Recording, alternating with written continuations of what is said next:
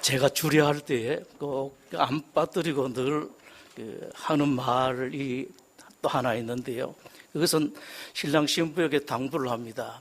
오늘 드디어 이제 신랑이 되고 신부가 되었는데, 기왕 이제 신랑이 되고 신부가 되었으면은 그냥 보통 신랑 신부가 될 게 아니라 오늘부터 이 세상에서 최고의 남편, 최고의 아내가 되기로 작정해봐라, 결심하고 소원해봐라 라고 합니다. 근데 여러분, 만약에 이렇게 최고의 남편이 되고 최고의 아내가 되는 것이 어려운 문제라면 제가 부탁을 못 하겠죠. 뭐 돈을 많이 벌어야 된다라든지 또 뭐를 요리를 되게 잘해야 된다든지 이렇게 하면은 그런 부탁을 못 한다고요. 제가 부탁하려고 그러면은 누구든지 할 수 있는 그런 것을 부탁해야 되는데, 그러면서 이야기를 합니다.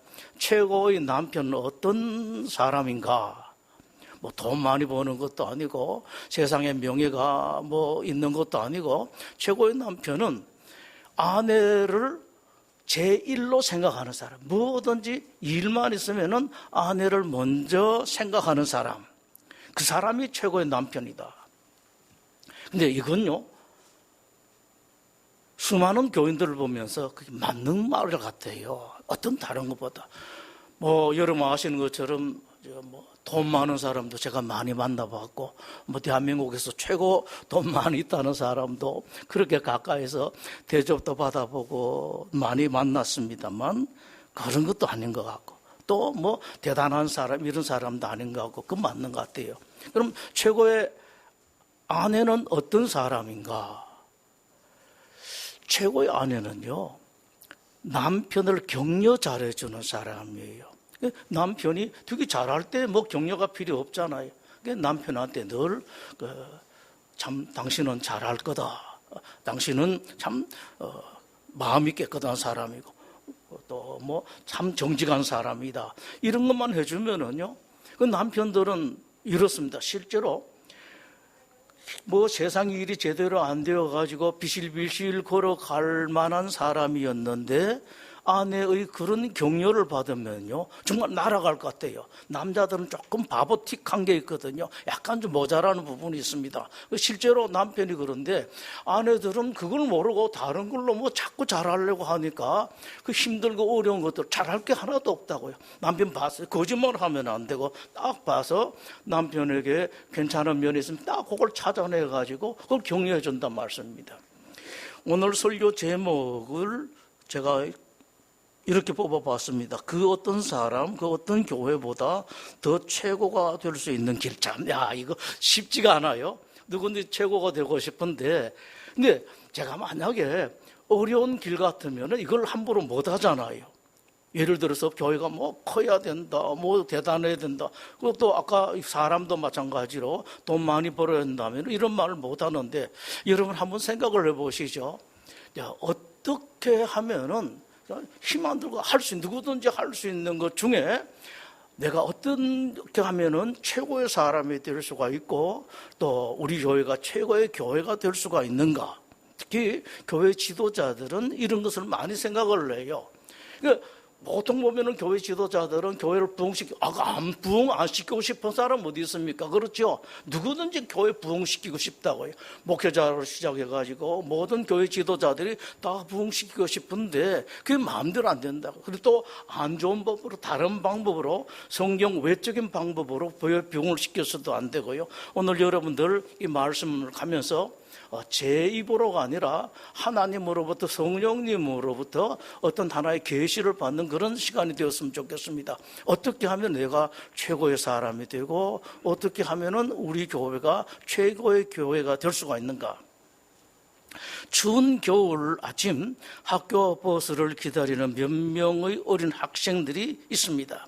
웃고 떠들고 장난치기도 합니다. 그런데 그 아이들 중에 한 아이는 예보입니다. 길 한쪽 가장자리에 혼자 서서 땅을 내려다보고 있습니다. 버스가 왔을 때 다른 아이들은 법석 떱니다. 그러나 그 아이는 다른 아이들을 쳐다보지도 않습니다. 다른 아이들 역시 그 아이를 의식하지 않습니다. 버스가 도착하자 아이들은 다투어 자리를 차지합니다. 그러나 그 아이만은 예외입니다. 걸음을 옮길 때에도 버스를 탈 때에도 발이 무겁습니다. 그러나 아이의 눈빛은 무언가를 기대하는 눈빛입니다. 그렇지만 아무도 이 아이를 쳐다보지도 부르지도 않습니다. 아이는 스쿨버스 기사 뒷좌석에 몸을 던지듯이 앉습니다. 버스가 출발한 지 얼마 안 되었을 때 아이가 갑자기 발작을 일으킵니다.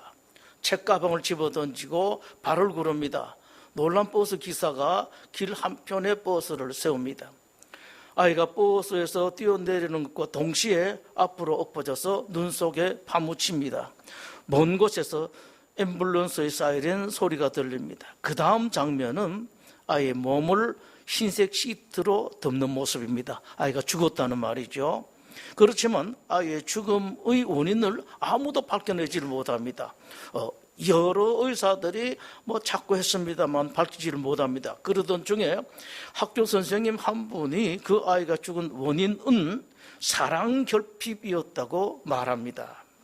아이는 가정에 문제가 생기기 전까지 학교 생활을 잘했습니다. 근데 부모가 이혼을 했습니다. 새아버지는 아이의 교육을 위해서 엄마가 아이와 함께 있는 시간을 제한했습니다. 그때부터 아이는 점차 모든 것으로부터 소외가 됩니다. 지난번 아빠는 나를 버리고 가고 엄마는 나를 사랑하는 것 같던데 새 아빠와 만나더니만 나를 버렸고, 아이는 먼저 부모로부터 또 점차 학교 친구들로부터 소외되었습니다. 아이가 죽은 것은 몸이 허약하거나 몸에 병이 생겨서 아파서 죽은 것이 아니라 시들어 죽었습니다.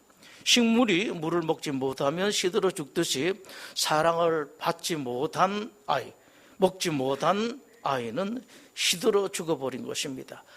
흙판에 옛날 백목으로 이렇게 쓰면은 시간에 다음 달은 뭘 챙기기 하면은 시간이 지나면은 희미해지고 나중에는 글자가 보이지 않듯이 아이가 그랬습니다.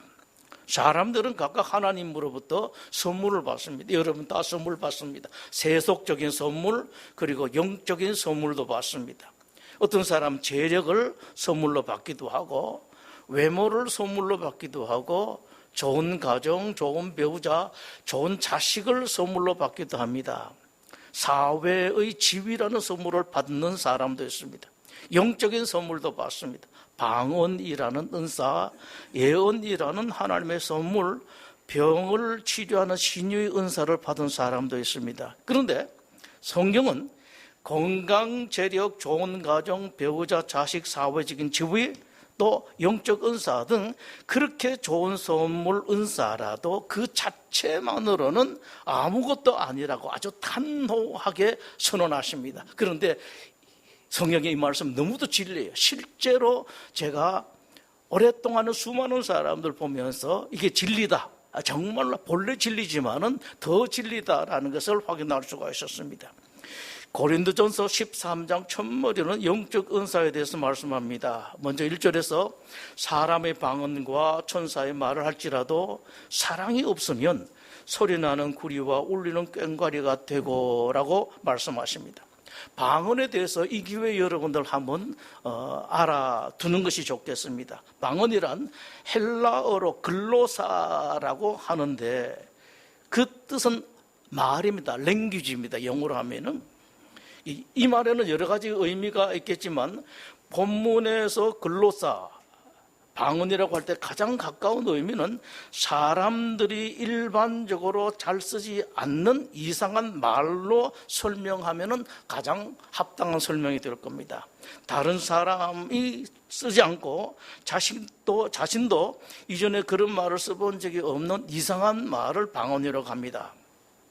기독교 신자들이 일반적으로 가장 많이 바라는 영적인 은사는 방언인 것 같습니다. 다른 은사는 받으면 자기가 몰라요. 내가 어떤 은사를 받은지 모릅니다만은 방언 은사는 받으면 내가 하나님의 방언 은사를 받았구나 알게 돼요. 아마 그래서 많이 바라는 것이 아닌가. 특히 방언의 은사를 많이 받고 싶은 까닭은 나도 알지 못하는 특별한 말로 기도하든지 말을 하게 되면은 하나님과 특별한 교통을 한다고 여겨지기 때문에 그렇습니다. 그래서 방언을 처음 받은 사람은 하늘 날아갈 것 같아요. 나중에 되면은 좀 그렇지 않습니다. 처음엔 방언 받으면은 정말로 하늘 막 날아갈 것 같습니다. 그 다음에 성경에서 말씀하시는 것이 천사의 말인데, 천사의 말이라는 것은 특정한 어떤 말을 가리키는 것이 아닙니다. 오염된 세상, 그런데 말도 오염이 되었어요.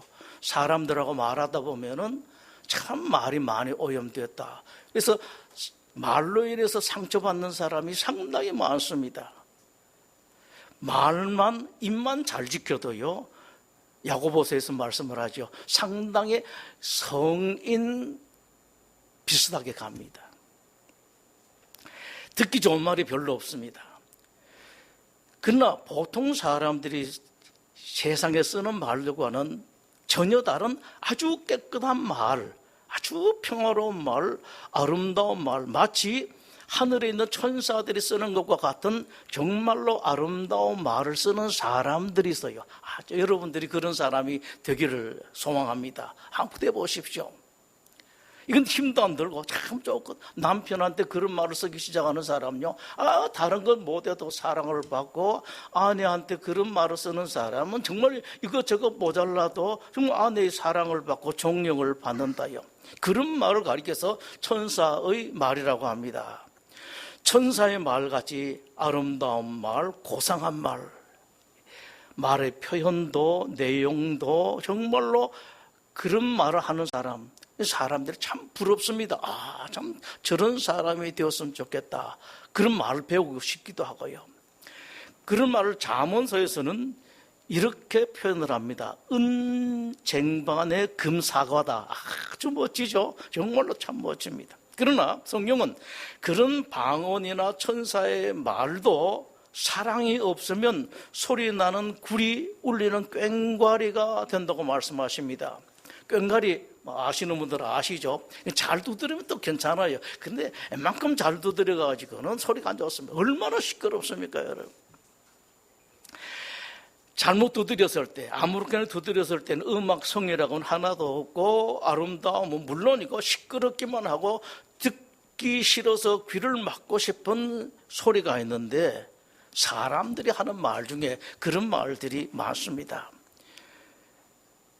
그런 말을 하는 사람들에 비해서 이렇게 아름다운 말을 하는 사람, 얼마나 아름답습니까? 그런 말을 하는 사람, 하나님께서 말씀합니다. 천사의 말을 하는 사람들이 있다라고 말씀을 하시죠. 두 번째로, 내가 예언하는 능력이 있고 모든 비밀과 모든 지식을 알고 또 산을 옮길 만한 모든 믿음이 있을지라도 사랑이 없으면 내가 아무것도 아니요 라고 예언과 믿음에 대해서 말씀을 하십니다. 자, 먼저는 예언인데 이 예언에 대해서도 여러분들이 아실 것이 있습니다. 이런 기회에 알아놓으신 거 좋습니다.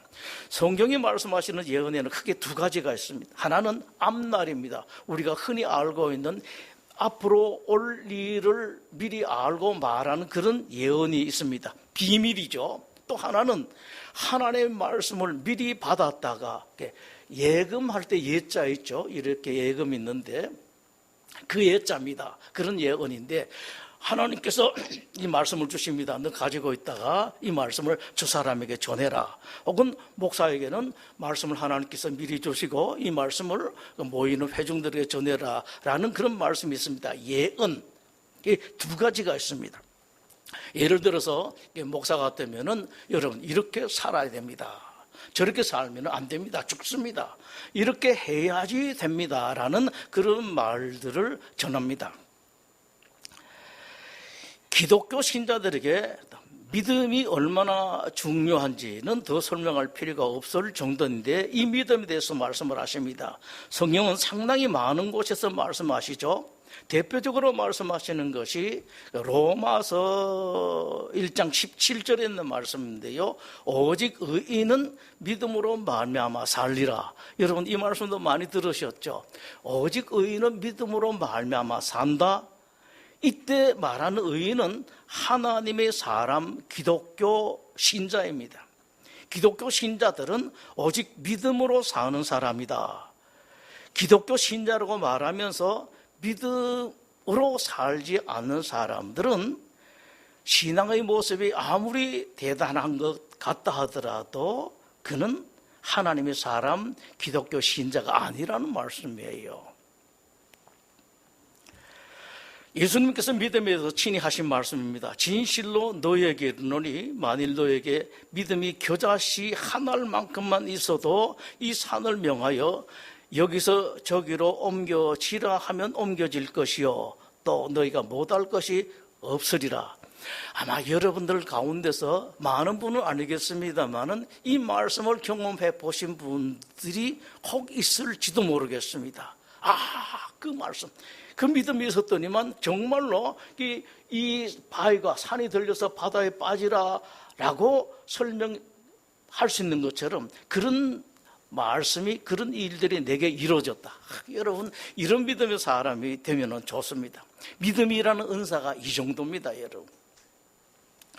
그러나 그렇게 귀한 예언, 어떤 예언이든지 간에 예언의 은사를 가진 사람도, 놀라운 능력을 불러오는 믿음의 사람도 사랑이 없으면 아무것도 아니라고 말씀을 하십니다.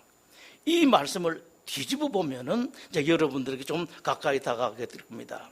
아무 능력이 없는 사람, 제대로 일 하나 못하는 사람, 뭐 제대로 가지고 있지 않은 사람, 재산도 없고 뭐 번듯한 거 하나도 없는 사람이라고 할지라도 사랑이 있으면, 사랑만 있으면 그 대단하다고 하는 사람들보다 훨씬 나은 사람이라는 말씀입니다. 하나님 말씀이세요.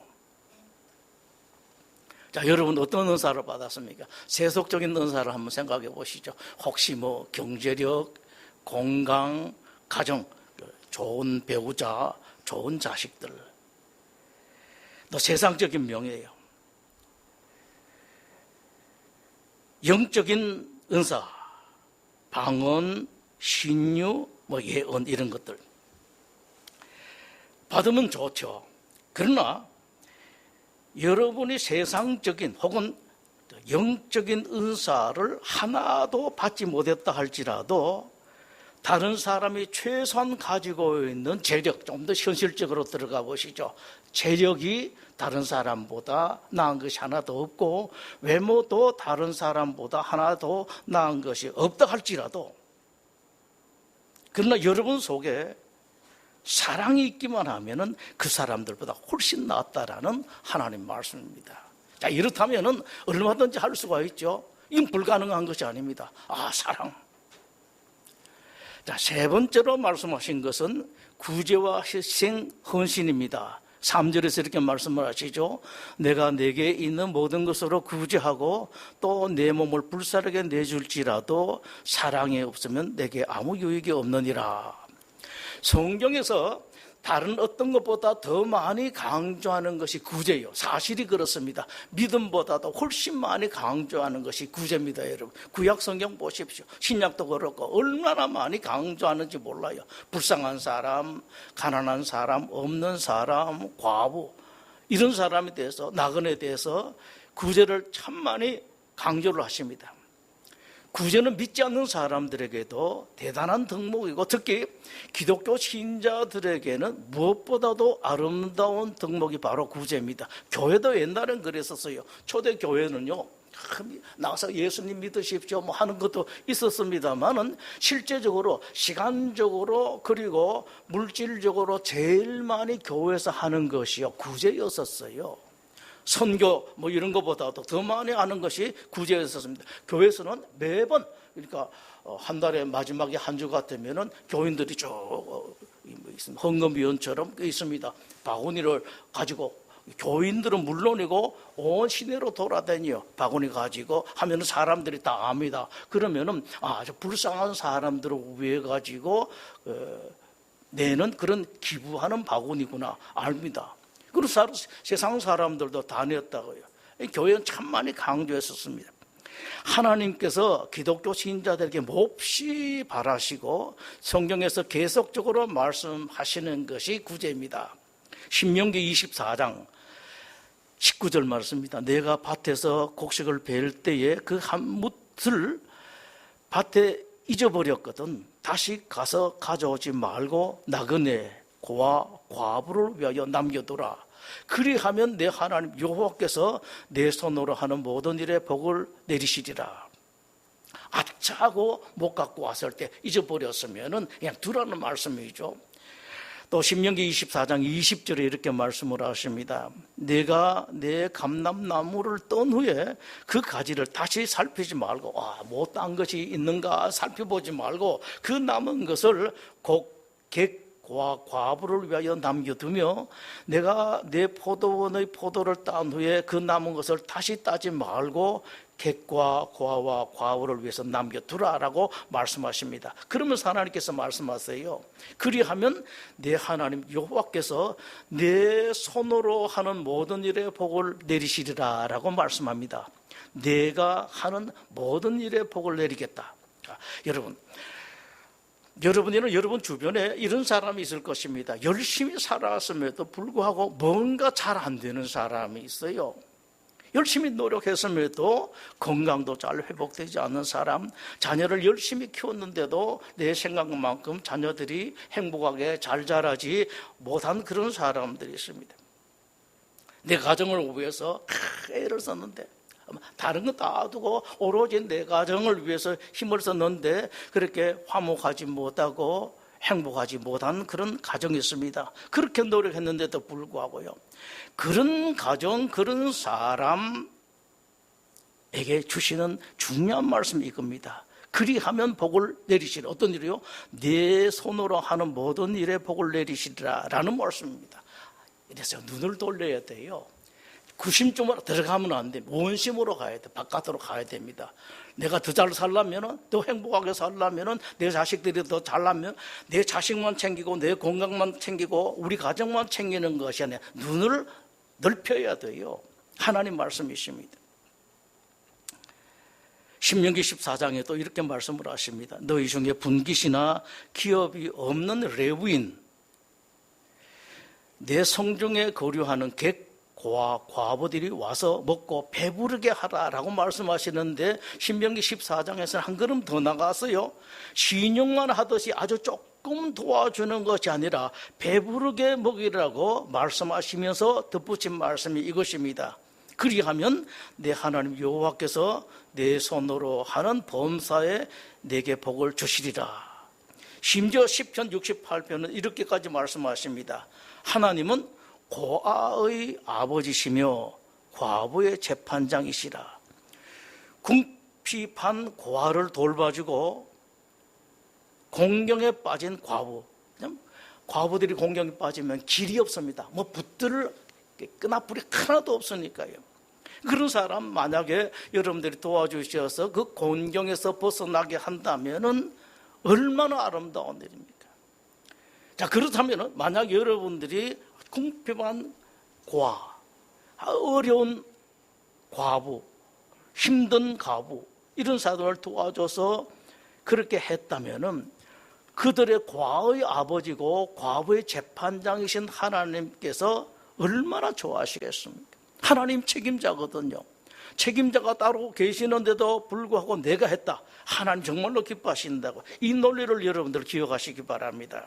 하나님은 고아의 아버지고 과부의 재판장이기 때문에 고아나 과부가 힘든 일, 어려운 일이 생기면은 하나님께 도우려고 준비를 하십니다. 항상 우리가 생각하듯이 제때 돕지는 않으십니다만 하나님의 때에 가장 알맞은 때에 도우려고 준비를 하십니다. 그런데 여러분이 하나님보다도 서둘러서 그 사람 또 고아를 도와주고 과부를 도와주고 나그네를 도와줬다면은 그 사람들을 도우려고 했던 하나님의 손, 준비되신 하나님의 손 어디로 갈 것 같습니까? 이건 논리를 여러분들 생각하시기를 바랍니다. 그 손은 그 사람은 고아나 과부나 챙겼단 말씀입니다, 여러분들이. 그러면은 하나님의 손은 당신이 당연하게 여러분들에게 갈 수밖에 없습니다, 여러분.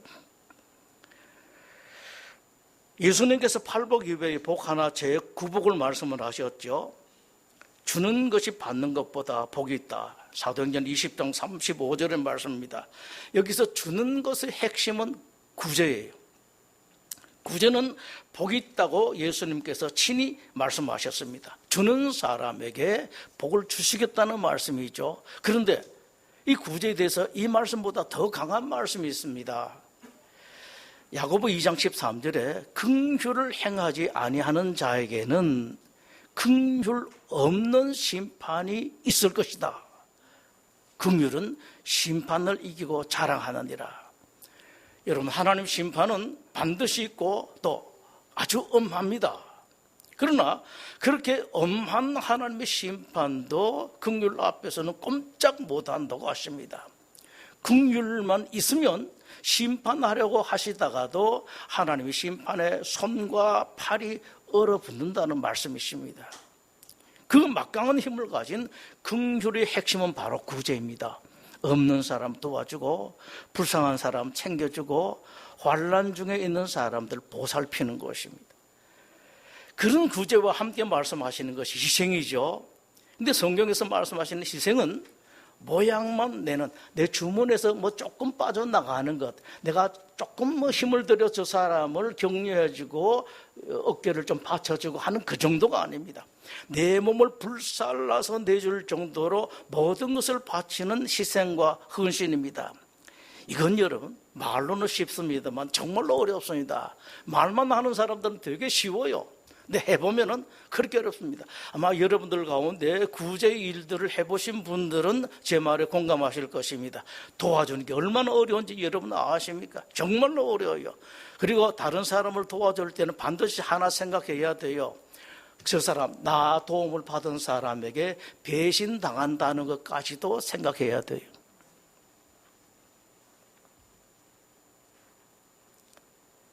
그러나 성경은 이렇게 귀한 구제, 내 몸을 불살라서 내어준 희생과 헌신도 사랑이 없으면 아무것도 아니다, 아무 쓸모가 없는 것이라고 말씀을 하십니다. 실제로 여러분, 그런데 세속적인 은사든지 영적인 은사든지 뭐든지 다 좋습니다. 어느 거 하나 안 좋은 것이 없습니다.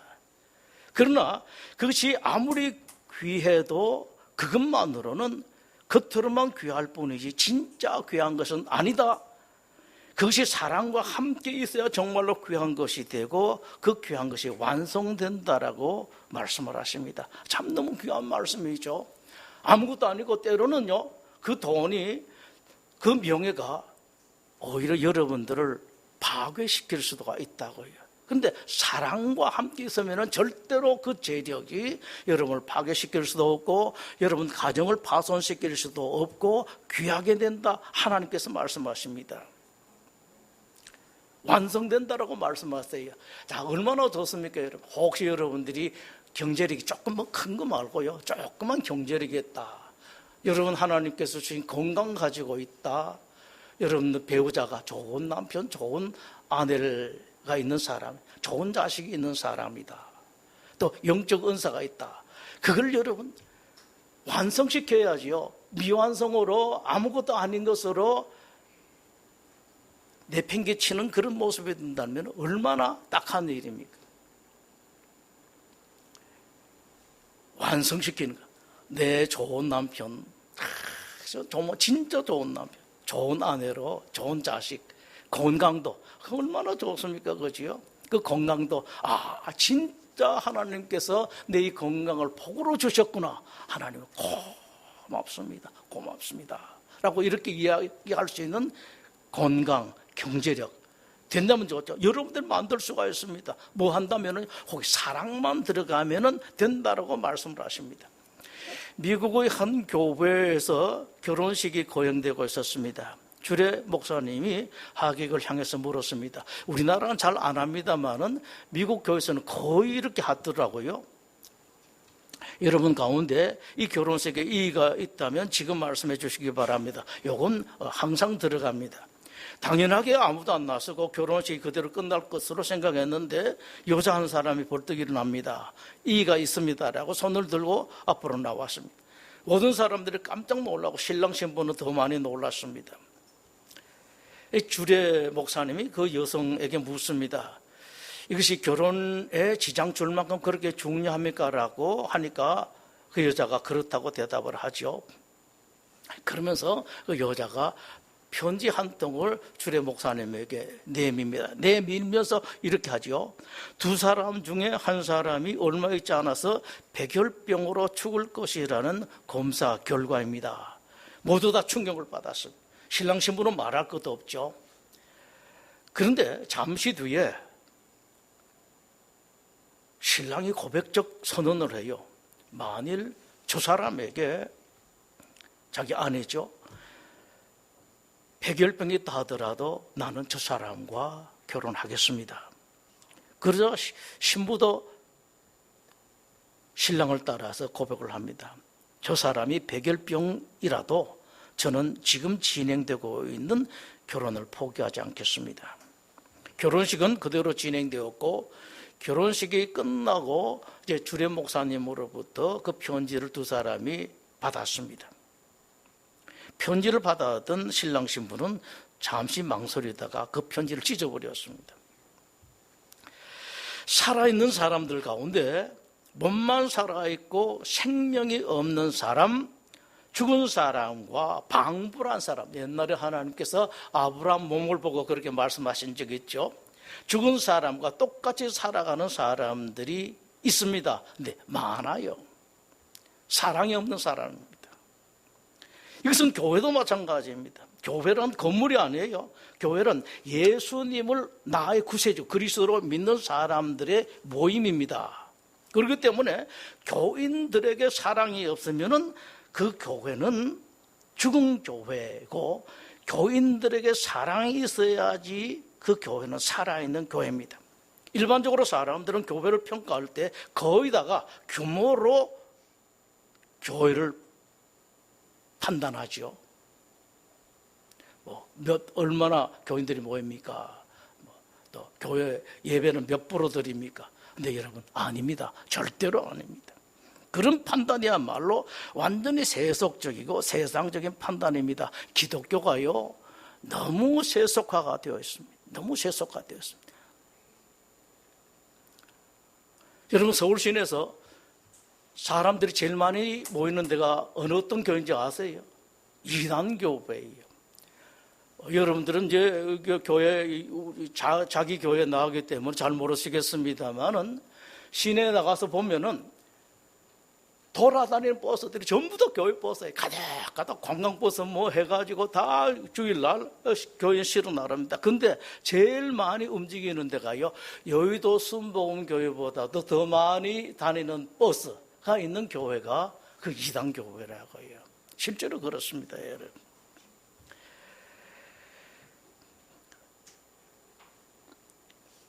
그런 판단이야말로 정말로 세속이고 세상적인 판단입니다. 평가의 기준, 사랑입니다. 주님께서 교회를 평가하실 때 그 교회에, 즉 그 교회 교인들에게 사랑이 있느냐 없느냐, 얼마나 사랑을 가지고 있는 교인들이야, 거기에 따라서 그 교회를 판단하십니다. 나중에 한번 만나보십시오. 여러분, 예수님 만나서 한번 물어보십시오. 제자들이 교회의 최고의 계명이 무엇인가를 물었을 때 예수님께서 말씀을 하시죠. 하나님을 사랑하라, 그리고 내 이웃을 사랑하라, 이거보다 더 큰 계명이 없느니라 라고 말씀하셨습니다. 사랑만 있으면 돼요. 최고의 사람, 최고의 교회가 될 수가 있습니다. 세상적으로 잘나고 사람들, 세상 사람들이 판단하듯이 뭐 대단한 그런 교회가 아니라 사랑이 있는 교회, 특별히 여러분 교회 지도자들은 이걸 생각을 해야 된다고요. 여러분, 모든 것을 사랑으로 하십시오. 개인적으로도, 여러분 가정으로도요. 세상적인 은사, 영적인 은사를 받았든지 혹은 못 받았든지 간에, 또 여러분이 혹시 은사를 받았으면 그것이 무엇이든지 간에 여러분 사랑이 있는 사람 되십시오. 그리고 교회에서 모든 것을, 정말로 모든 것을 사랑으로 하십시오. 그러면 여러분들은 최고의 사람이고 여러분 교회는 최고의 교회가 될 것입니다. 기도하겠습니다.